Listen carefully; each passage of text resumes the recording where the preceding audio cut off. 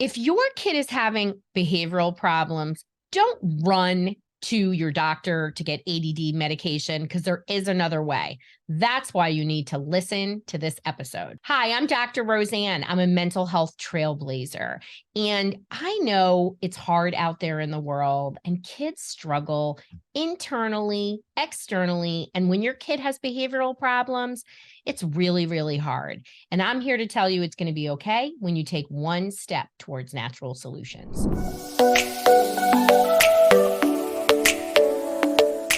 Welcome, everybody, to this episode about what to do when your kid struggles with behaviors at school. And this is my really good friend, Becky Wells. She's my sister from another mother, and she's one of those human beings when I met her, we were instant buddies. That's just the way it is. And we're both Aquarians. Our birthdays are one day apart. I know, which is kind of cuckoo. So cool. Welcome, Miss Becky. And thank you for really being a beacon of light in who you are. You're just one of those people that I always like. You have a huge aura. You have a huge heart.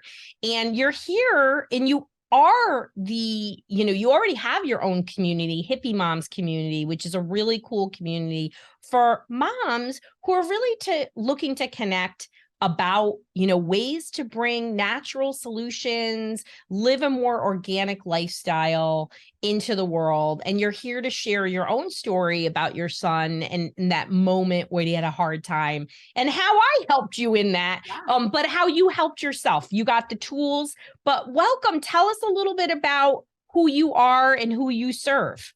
Thank you so much, Dr. Roseann. As always, I just love being with you. And I love what you are bringing to the world and to mothers, because having children with these big issues, it impacts every aspect of a mother. Oh my gosh, doesn't it ever? Oh, it sinks into every aspect of your life. And, with the Hippie Moms, it's really about banding together, because moms have to do that. We need each other. We learn from each other. We need to understand what has worked for other moms and what hasn't. And we kind of need to, hold arms and walk each other home. And I really believe home is truly creating an environment of connection, of truly nourishing our families and not stressing so much about things that don't matter. We're just kind of can feel like we're on a hamster wheel. And what you said earlier about Ryder is my eldest. And about a year ago, he was going through something big, something really big. He was, and it was freaking you out. Oh, I was beside myself. Yeah. Because here I am as a mother, I do all the things and I'm doing all the things, the diet, the outdoor living, the right school, trying to keep a calm home, all the right things. Yes, all the right things. And I couldn't believe that my son was having these issues. And it was getting to the point where he had to stay home from school for a month and a half. Let me tell you, that was horrible. Yeah. Yeah. Well, and, I think it's like, we have this grand vision. I say this all the time, right? Like before I had kids, I was like, oh, my kids are going to be like the best, easiest kids. I'm Dr. Roseann, and they're going to go to Montessori schools because I love Montessori schools. I love a lot of schools, but I just am aligned with that in that kind of way. And, here Alpac, Pops Max, and the poor kid get bitten by a tick at 22 months. And then our life becomes a total train wreck for, years at a time. But, you're doing all the right things. And talk about what was going on with Ryder. Like, why was he having a hard time? What did it look like? Paint the picture. Well, it was anger. It was like he was triggered, I was walking on eggshells, trying to make sure that everything was okay so that we didn't have these huge outbursts that would just kind of ripple effect into everyone. It would bring this level of tension that you could cut with a knife. And then so my nervous system was activated. Yes. And of course, who do I call? Dr. Roseann. I'm like, I I can't do this. I need help. So I call my sister from another mother, Mister, and I'm like, Roseann, what can I do? Yeah.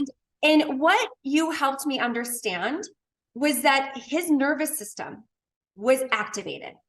He could not get into that rest and digest state. Yeah. And what happened is, all of our nervous systems co-regulate. In a family, we're all feeding off of each other.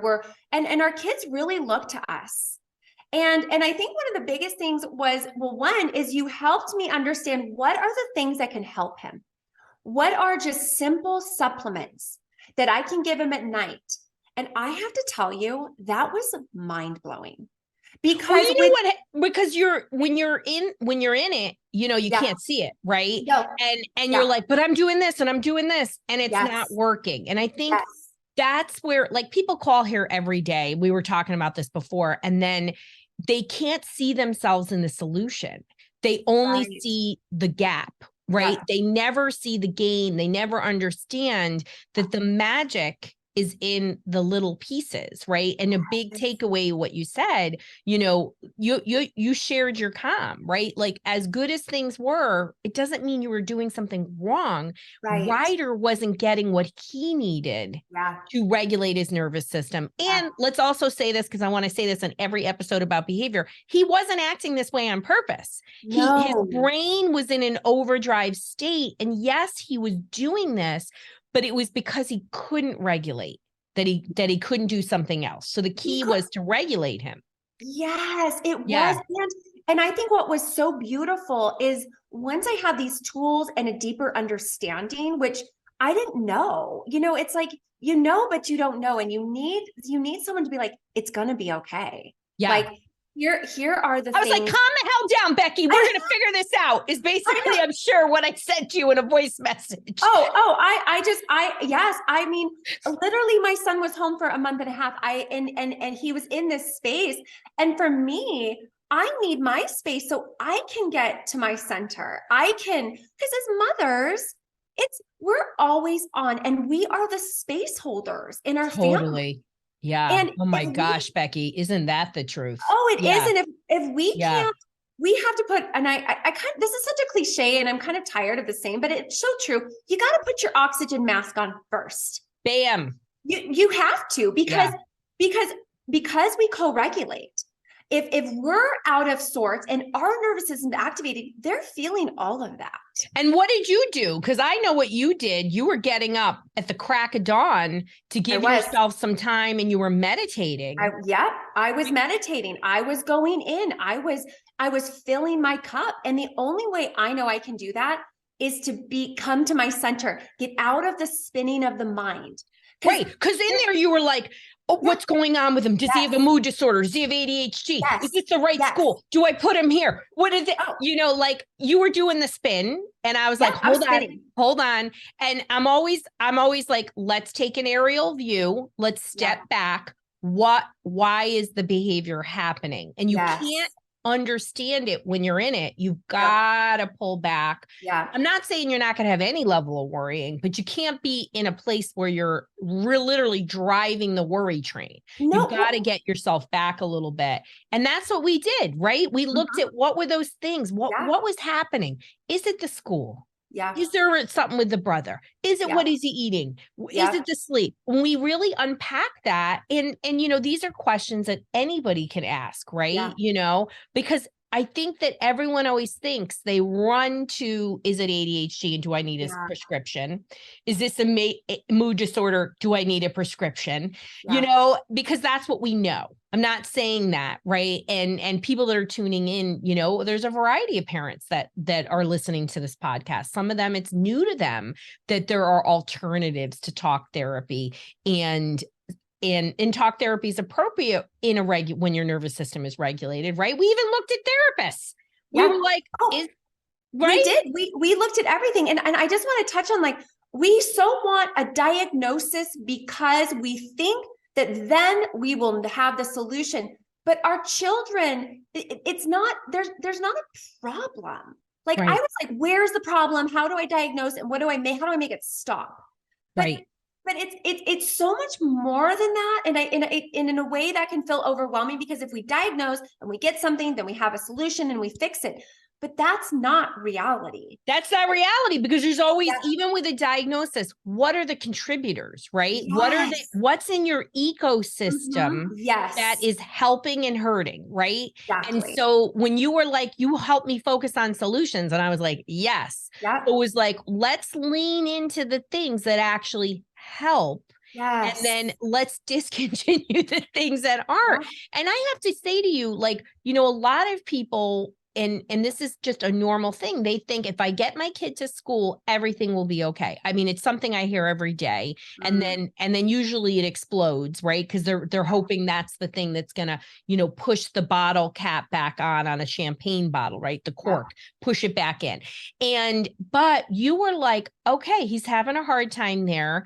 We're going to work on this. We're going to pull out, because what we were both worried about, and every parent should worry about, is that school needs to be a successful, happy place. Yes. And if it's not, then you're going to really deal with school refusal and resistance, right? Yeah, and definitely. That's its own thing, there's episodes coming up on that too. But, you hunker down and really said, I'm going to work on this co-regulation. I'm going to work on the behaviors. I'm going to reinforce the behaviors I want. And what happened? Magic. I mean, truly, it was magical. Within a couple days to a week, once I had like clarity and understood the factors that were hurting and the things that I could do to help, he was a different child. I mean, my school, listen to this. At the end of the school year, they asked him to speak. He was 8 years old, to speak in front of the entire school to tell him about his journey and how awesome. It was so beautiful. I was there like crying, like, oh my goodness, like where we were and here we are. And I truly believe, one of the things and the insights that you gave me is like, it really begins within us. It really begins within us, because if we're on edge, if our nervous systems are activated, if we're not taking care of ourselves, they are going to pick that up. Like they are just mirrors of that. Yeah. And you can, and it's funny, like, something had happened recently, and, my little kid is pretty chill. Right. And his teacher emailed me and said, is something going on? Because Giancarlo was tense.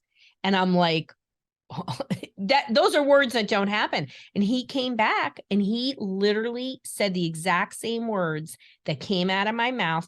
And he had been spinning on it for 2 days. And I could see something was off with him. I talked to him about it, and he was afraid to talk to me about it, which is not like him at all. And we have very open communication in our house. We put things out on the table, which is what happened here. And it was probably something that was too big for him, and he was digesting it. And, nobody is immune to the stress. And even though I reassured him initially, he needed a whole other separate conversation to feel good about it. And also it wasn't a one and done. It was jumping in, talking about it, making sure it's okay. And me being like, you better pull your stuff together, Dr. Roseann, because he's watching you stress out, and it doesn't matter what was coming out of your mouth. He sees you're freaking stressed and upset, and that's an important lesson. Like, what you say has to match up to your body language, to what you're actually doing, and isn't it perfectly normal, right? We're only as happy as our happiest child as mothers. I mean, it's just the reality.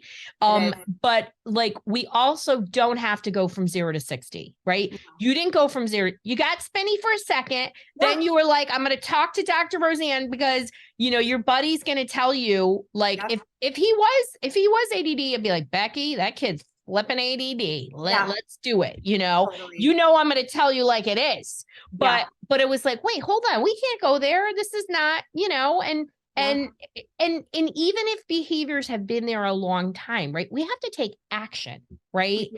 If something isn't working, why are we doing the same thing, right? If, people come to me all the time and they try, 8, 9, 10 different psychiatric medications, and none of them work. And it's really because we're not you're not to blame, parents.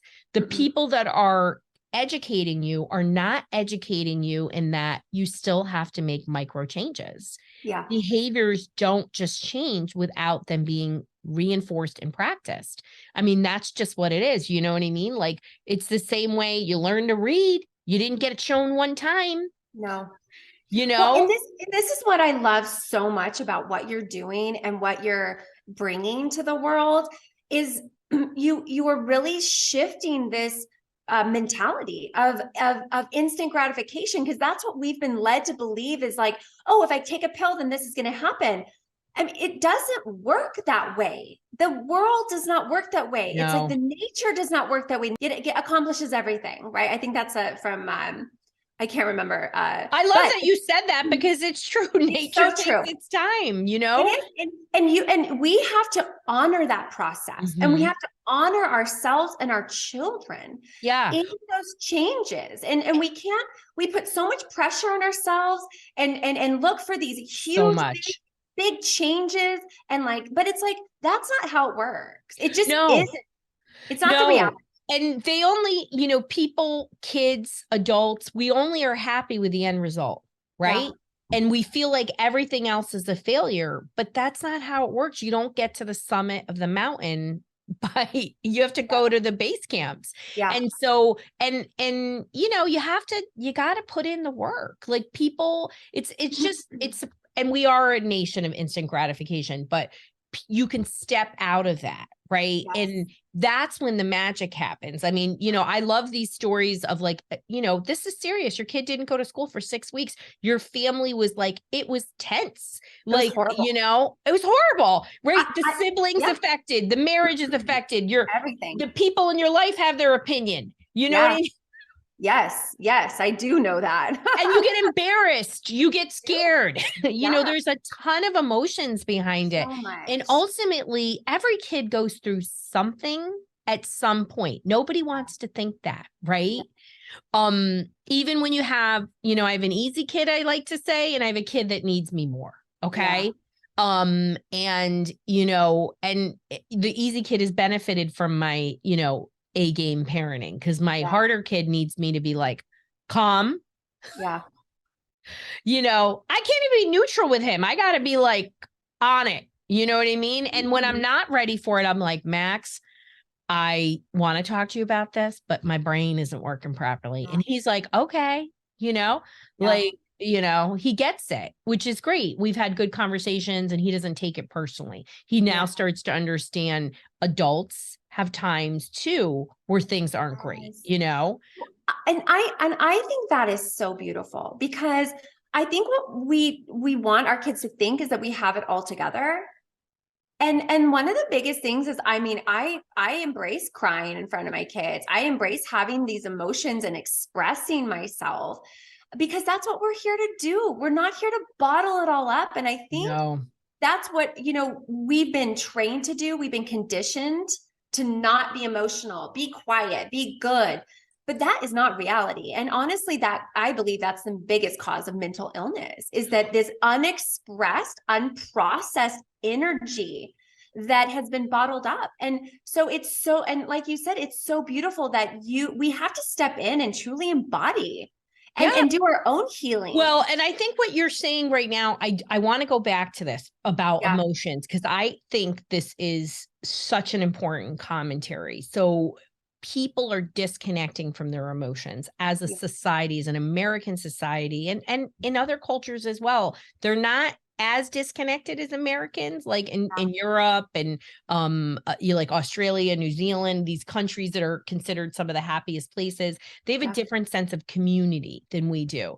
But the further we disconnect from our emotions due to accepting stress in our daily life, the more your kids will struggle.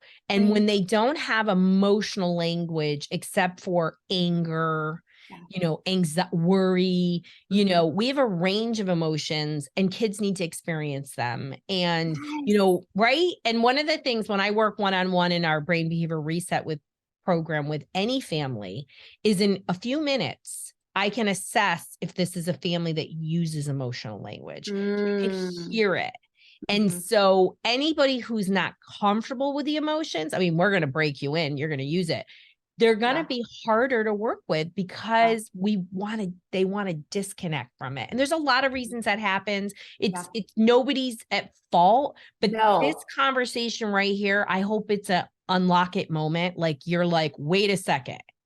Oh, my kid's always angry because we don't really use emotional language in our house. And we're always like, why are you so angry?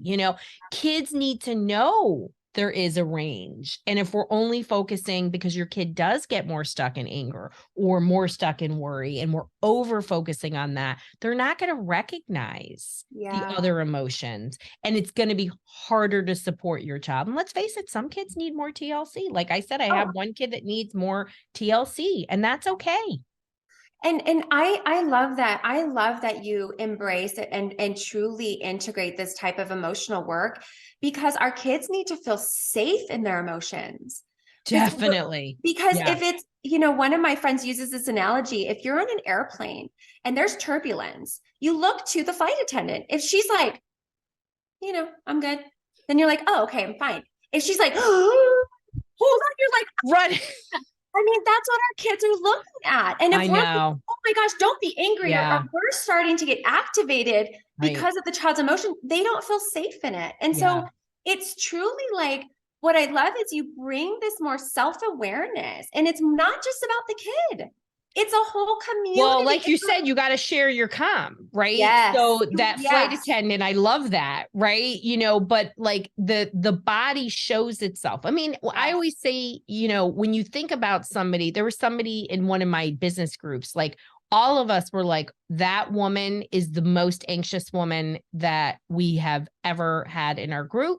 We went to the head and we were like, she's hijacking our meetings. She's asking worried questions all the time. You need to support her. You need to go and have a one-to-one with her and support her.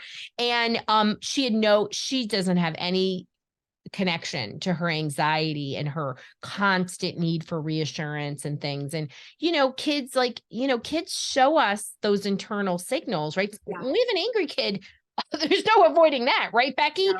But No. when you have a worried kid, what do? They look for reassurance and they avoid things. Yes. And that can be that window into something's going on in the inside. But connecting kids to a range of emotions, helping them process all of them, and not without over reassuring them, like really teaching them ways to cope. I mean, look at Ryder. He was like, I had a hard time. We're not going to be embarrassed about it.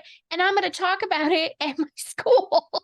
I mean, what a celebration. It was night and day. I mean, we still talk about it. Like, we're still just so in awe. And I'm feel so grateful that I knew where to go, because honestly, if I was a mother that didn't have access or didn't know there was another way, I would have taken him to a doctor and got him on medications, and who knows what can happen from that. I mean, I've already seen the aftermath of that. And that is not, and I'm just so grateful, and that's why I think this is so important for moms to know that there is another way. And, we know innately that going to the doctor and getting prescribed medications to oppress what our children are experiencing and feeling is not in alignment. We are in discord, and we feel it in our guts, whether we are aware of it or not. You feel it, And so what's beautiful is that we got to get this message out to moms. There are other ways. There are supplements. There are ways of communicating. There are ways of energy work like you do. There are ways of helping the brain function in a way that to support it, so that we have our children back.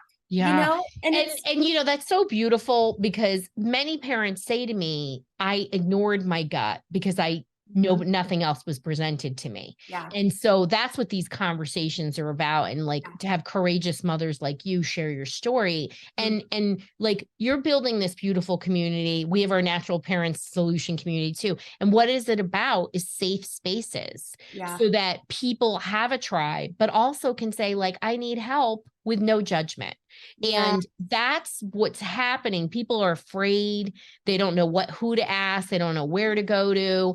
And you were like, I'm gonna ask Roseann, you know what I Yeah. mean? And I was great. You know me, I'm like, please, let's do that. And that's why I opened the door to the community, because not everybody can work one-on-one with me. As much Yeah. as I love that, we don't Totally. have unlimited ability. It's Right. concierge. It's a tiny Yeah. amount of people every month that we accept. And I think that people need a lifeline, Yeah. and everybody's child is experiencing at one point or another, and some of them all the time, a level of distress, whether it's understimulated behaviors like, being withdrawn or being zoning out or having focus problems, or overstimulated, the anger, the ups and downs in their daily life, school refusals, big behaviors, or full-on crises. Yeah. I think that's the scariest part about mental health. I get so many people who come to me out of just complete desperation because they tried to get help along the way, and nobody really ever educated them or told them what they do. They just said, this pill will work. Right. And that is truly a daily conversation that I have with anybody that's new, right? That comes in because they're looking for help, and you just got to take action, right? Like, that was a great part about you. You're like, I'm doing it, Yeah. And it was just baby steps. It was okay, we're going to do this, and then we're going to do this, and then we're going to do this. And Yeah. in the meantime, I'm going to make sure that I'm taking care of myself, Yep. so that I also can help have a nice, calm nervous system for him to respond to, And for him to so regulate important. with. Oh my And gosh. you got to carve out the time. All of Got us are to. busy. Yeah. It's at least 10 minutes. You can find Yep. it if you have to get up a little early, right? It's a life changer. The It life will. changer. And what happens is, as you create more space in your day for this time of connection, you're going to not be as busy, because the mind, you're really not that busy. Like, your mind's busy, but you're just either sitting, walking, standing, sitting, laying down. Like, we all have things to do. We Okay. do. But you can move in a non-busy, calm way. And Yeah, it's possible. it But is possible. you got to start to train the mind, and you got to start to You connect. do. It's vital. And I always think, like, I had a mom who had 7 kids, and she could find the time.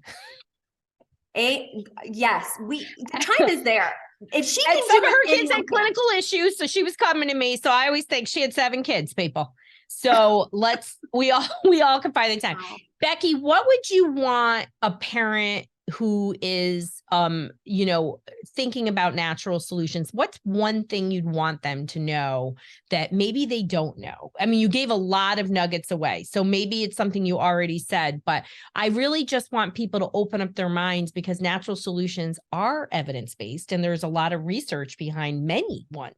But what would you want somebody to know who's like, wait, I'm scared, I don't know what to do, and they're sort of stuck in this indecisiveness? And basically what winds up happening is they wait for the poop to hit the fan. They wait for the crisis. So instead of getting to that, what would you want for people to know about natural solutions? Well, I just think it's this understanding that we are nature. Our body is made of the elements of earth. We are nature, and we are in alignment with the gifts of Mother Nature, with her medicines, with her food.